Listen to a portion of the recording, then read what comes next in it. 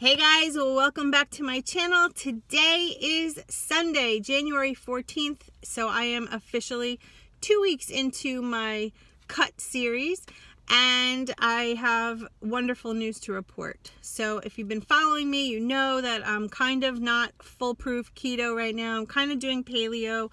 My husband, Jess, the personal trainer, is training me and guiding me with nutrition in order to cut down some of the body fat that I gained while I was in a surplus, trying to gain lean muscle, because the goal of all of this is for me to compete in a physique competition. So with all of that being said, if you have any questions on what I just said, go back to watch the last few videos that I've done. It kind of explains a little bit more. Today's video is just an update on how I did this week, my total fat loss for the 2 weeks that I've been doing this, and whatever else I'm going to talk about. So let's get into it. Last week I lost 1.2 pounds, and this week I lost 1.4 pounds. The goal is to stick to a 1 pound weight loss per week, give or take a couple of ounces. We're not too concerned, according to what Jess says. As long as I can lose 1 pound a week, I will be totally in the realm of the progress goal that I've set for myself. A lot of you have also been asking me about, why I'm eating rice cakes and why I'm eating certain things that aren't keto, and if my heart has been so full and the belief in keto, why am I changing my routine? So I guess what I'm trying to do here is understand that keto is a huge part of my life, and I will always keep the principles with me. But as of right now, there's just a portion of time in my life I really want to build some lean muscle, and I want to lose the body fat. And while doing that simultaneously can be very difficult, there is a way to eat in order to allow that to happen. And that's what I'm doing right now. It's called strategic eating. You eat certain foods, sweet potatoes, maybe a rice cake, maybe a whole wheat or whole grain English muffin, some rice, something like that, strategically around your workout, so that you can, in essence, use those carbohydrates as a vehicle to push the protein into the muscle. And especially while you're cutting, meaning trying to lose the body fat but preserve the muscle, you have to do things so that your body doesn't use the muscle as energy, because that can happen when you cut your calories back too low, and when you don't eat enough, you will lose water weight and muscle mass. My goal is to keep the muscle mass and to continue building it while cutting back on the body fat. So that's where we're at right now. So I'm at a total loss of 2.6 pounds in 2 weeks. So, and this is the best part. My lean muscle is still there, and I have been increasing my PRs, which stand for personal records, in the gym. What that means is, let's say I bench pressed 100 pounds. I'm making up a number here.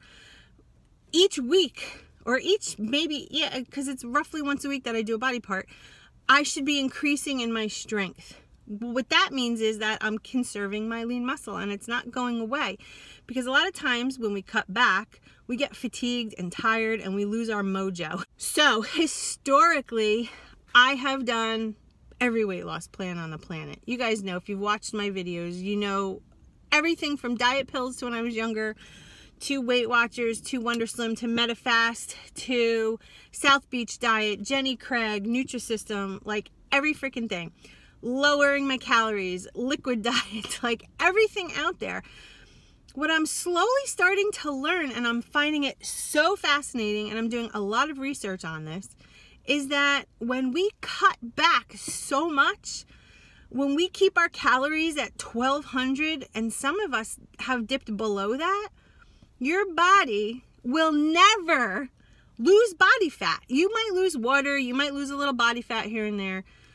You will lose muscle. If your goal is to keep your muscle, because that, for anybody, as we age, our goal should be to keep our lean muscle mass. You don't want to be an old person that can't get out of the car without holding their back, can't get out of bed, oh, I'm stiff in the morning. No, you want that muscle frame to keep you going. You want to be 80 years old and be able to bend over and tie your shoes. So the goal is to keep your muscle. When we conserve and we cut back, we're going to be using, our body needs something for energy, and it will tap into your muscle. So here's the deal. You can eat, let's say you're at 1,200, let's start here. Let's say you start out at 1,500 calories. Here's 1,500 calories, right? And then, you know, they say you should cut back a few hundred calories. And let's say now you're at 1,300 calories. Okay, your metabolism is here. Now you're cutting back. So for a while it stays like this, but then your metabolism is like, whoa, we're not getting food. So we need to bring it down to level with the caloric intake. Then you start to see a plateau. So you cut your calories a little more. And it goes like this. And what happens? Your metabolism goes, uh-oh, boom. And eventually, guys, your metabolism, just like mine, takes a nosedive. Do you know how bad that is? Do you know what a struggle that can be to get the weight off? And so many times, on keto or not, it's so difficult to lose the weight. In the beginning, yes, it's wonderful because it's water and because maybe you lost a little bit of muscle. And maybe you're one of the lucky ones who just has a fabulous metabolism that can bounce around like no man's business. But if you're like me and like thousands of people out there, that's not the case. So what I did over the, since about October, November, December, I decided to kick the bucket and fix my metabolism. So with Jess's help, what we did was we increased my calories from like 1,300 calories every day, putting along, to like 2,200 calories. We did it gradually though. We didn't go from here to here because you're just going to load up with body fat if you do that. So you got to do it slowly, and you can't be afraid, and you can't mentally say to yourself, oh my God, I'm going to gain weight. This is horrible. It kind of is, but if you do it slowly, your body doesn't pack on fat like you might think it will. You have to do it slowly. I got up to 2,200 calories, maybe 2,300 calories. The same thing went for my carbs, guys. It was at 20 grams per day, just like you, if you're following keto. It went from 20 to maybe 22, 25, 27, 30, all the way up. I kind of calculated the calories with the carbs.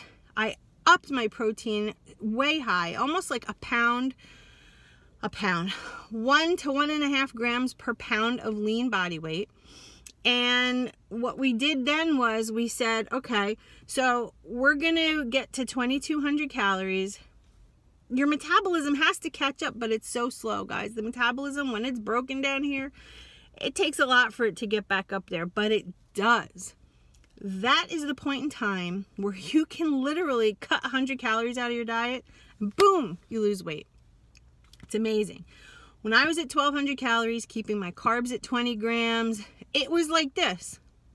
In the beginning of keto, yeah, it was easy to lose weight because I had a lot of weight to lose. But if you are one of those whose metabolism is stuck, who maybe doesn't have 100 pounds to lose, the metabolism's broken down here. And no matter what you do, it's not going to get back up here until you feed your body. Your metabolism is what basically saves your life. If you were in a desert somewhere and you had no food sources and it was very limited, your metabolism on purpose will shut down somewhat so that you're not expending too much energy, and because you're not taking in enough food for fuel, you won't die. That's the whole purpose of our metabolism. It kind of regulates what you are doing as far as tranquility, life.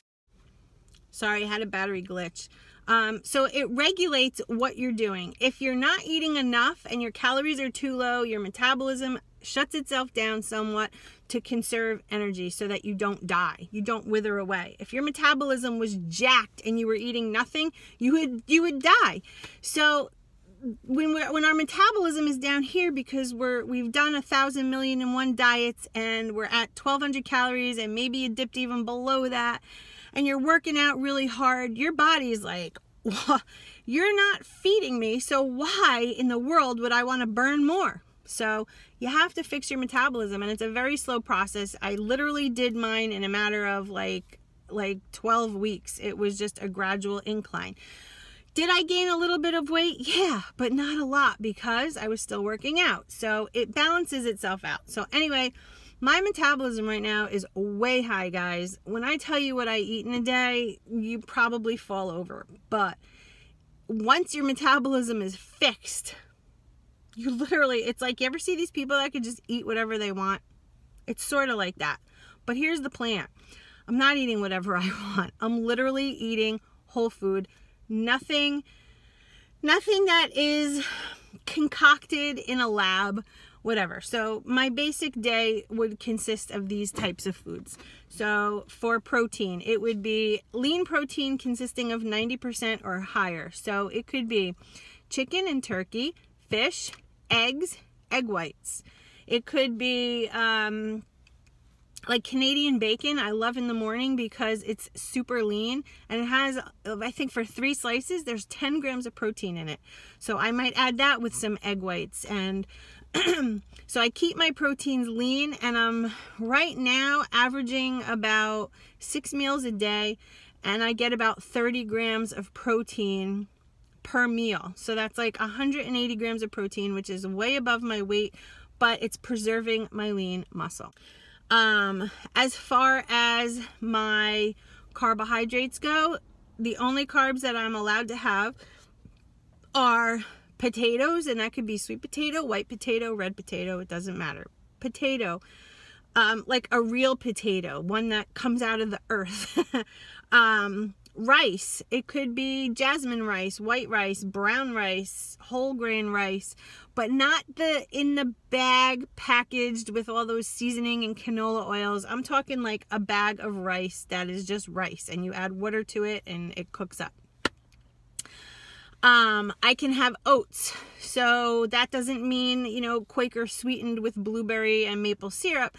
It means a container of just regular oats that you pour some water in and throw them in the microwave. I usually get the quick oats. It takes like 5 minutes to cook in the microwave. So what are my carbs? So, okay, so we have potatoes, we have rice. I am allowed a whole wheat or whole grain, Ezekiel bread, something like that. It can't be a white, junky bread. And I really try to limit that. I kind of stick to the root vegetable, the potato and the rice and stuff like that. What else is on my carb list? I'm trying to think what else he has me on. So it's rice, potatoes, oats. I think, is that it? I think so. Can't think right now. I do have 2 to 3 cups of vegetables at every meal. So again, 6 meals a day, 2 to 3 cups of veggies. Since I really get full quickly with a huge amount of veggies, I kind of stick to spinach because it cooks down so much, so the volume is a lot less, but I'm still getting in the nutrients. I also have a tendency to have low iron, so spinach is phenomenal. As far as my fats go, it's avocado, it is olives, olive oil, peanuts ground up, not Skippy peanut butter. The only ingredient in the peanut butter that I'm allowed is peanuts and a little bit of salt. And I could have any nut, cashews, macadamia, pistachios, and yeah, so that is also strategically incorporated. The amount of grams I'm allowed depends on when I'm working out, if I'm working out, how hard the intensity is. It's really a science, guys. It is. Jess is phenomenal with this stuff. I've known him now for years and years, and I never took him up on this, but he's doing a phenomenal job, and I wish I would have done this a lot sooner with him. He is just phenomenal. So if you guys want any help from Jess, let me know. He is already, some people have inquired, and he's already started giving them exercise templates, and we're both helping out with the food macros. It's not keto, but it's technically paleo. And again, this is just one little portion of my life. Don't think that keto's out of the picture forever. This is just, I want to accomplish this goal of competing, and this is the way I'm doing it. And for those of you who have supported me, I really appreciate it. For those of you who choose to wonder why. It's great to wonder. That's part of what the inquisitiveness is. Awesome. I love the questions. I'm not offended by them. I still am working out 6 days a week. Saturdays are my rest day. So here it is on Sunday, and I'm getting ready to go inside to the gym, hence the gloves, because I usually leave them in my car by accident. And I didn't bring my work bag. Oh, also want to show you this. This is another thing he has me doing. So pre-workout, literally like 20 minutes before I go into the gym, I have to drink half of a protein shake. The other half gets taken after my workout. And lo and behold, I drink this during my workout. Now, what might this be? This was the biggest shocker to me, guys. I was terrified of this. It is Kool-Aid powder. 30 grams, which is a lot. It's very sweet and delicious. Something I'm totally not used to, but I was like, what is the purpose of a protein shake before, or half a shake before, this during the whole workout, and then this at the end? Well, here's the deal. This will feed your muscle. You need a vehicle to take this protein and shunt it into the muscle. And what is the vehicle that does that? Sugar. And it's like, you have to use something like this or else you'll throw up. If I sat and ate a big giant bowl of like macaroni or something like that, I would puke. I know this is taboo because it's sugar, but it's not that I'm taking the sugar and it's being stored as fat, which is bad for your health. That is being used purposely and only solely to be a vehicle, like a taxi cab. So the protein from the shake goes into your bloodstream, and the sugar through this Kool-Aid is the taxi cab that takes the protein boom, right into the muscle. Plus the workout. You're going into the gym to train. The amount of calorie burn you get from lifting heavy and from whatever else you do in the gym, you're not storing that sugar at all. You're using it for a purpose. I'm telling you, I was so skeptical. I'm like, Jess, you're going to kill me and make me 100 pounds heavier than when I started. But here's the deal, guys. I have just lost 2.6 pounds in 2 weeks. My strength is increasing. I'm loving the amount of food I'm eating. It's sometimes difficult to get it all in, but I'm managing. Oh, and you can have fruit as your carbs. That's another thing. Rice, potatoes, oats, fruit. I can have a banana, an orange, a pear, an apple, grapes. Obviously, it's not a free-for-all. It's portioned, certain amount of grams or ounces, depending on you, your body type, your weight, your height, your age, what kind of training you do. He's a mastermind with all of this stuff. I'm telling you. If you need his help, let us know. He will be happy to help. I guess that's it. So this all continues. Week 2 down. Tomorrow starts day 1 of week 3. Super excited. I want to keep this momentum going. The goal is 1 pound a week. I've succeeded and even lost a little bit more the past 2. 1.2 the first week, 1.4 the second. I can't be more excited. And I appreciate everybody's questions. Stay inquisitive. Ask me questions, please. And to all my new subscribers, thank you so much for joining in. And I appreciate every one of you. I really do. You guys stay focused. I love you all. Thank you. And I will see you in my next video. Have a great day. Bye, guys.